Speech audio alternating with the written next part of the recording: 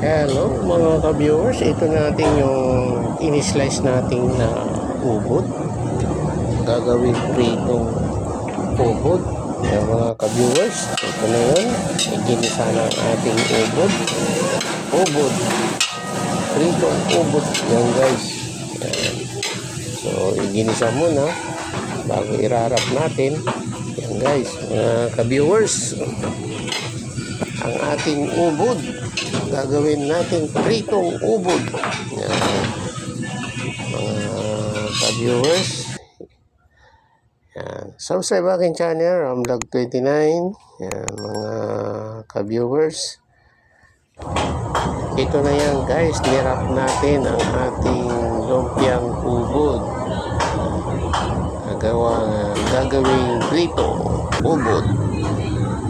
Yan.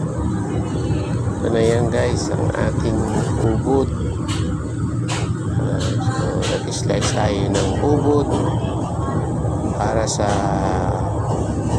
lumpiang ubod prito. Yan. Guys, ito na.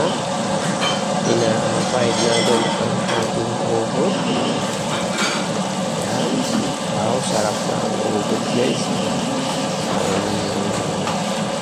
Sarap susaw sa suka.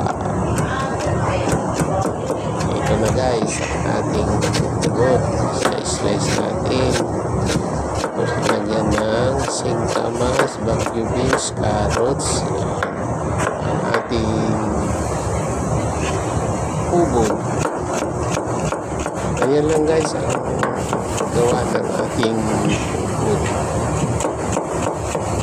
Gagawin right ubod.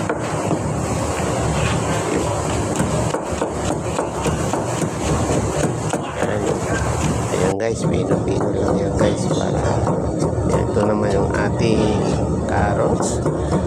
I-slice it. May kasamang singkamas po ito guys.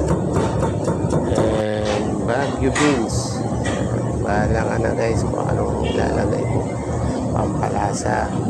Pwede naman lagyan ng chicken o fish. Pwede po ilagay pansahog saka pampalasa. Ganyan lang guys ang ating lumpiang ubod prito.